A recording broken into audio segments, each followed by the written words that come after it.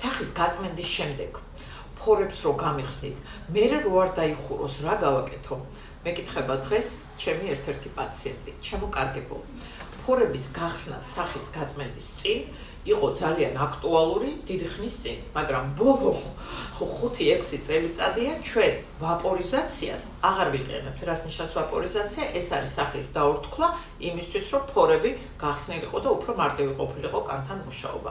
დღევანდელ დღეს გამოიყენება კოსმეტოლოგიაში არა დაურთქლება, არამედ სპეციალური გელები, ამ მეთოდს ქვია ცივი გიდრირება, რომლებიც ზედა რქოვანა ფენას აფუებენ და შესაბამისად უკვე დამუშავების შედეგად ეს გაფუებული და დარბილებული რქოვანა ნაწილი რბილად გადადის კანიდან. ამიტომაც შემოკარგებო, ნუ გეშინიათ, არანაირი ფორების ასე თქვა დაურთქლება და გახსნა არ ხდება.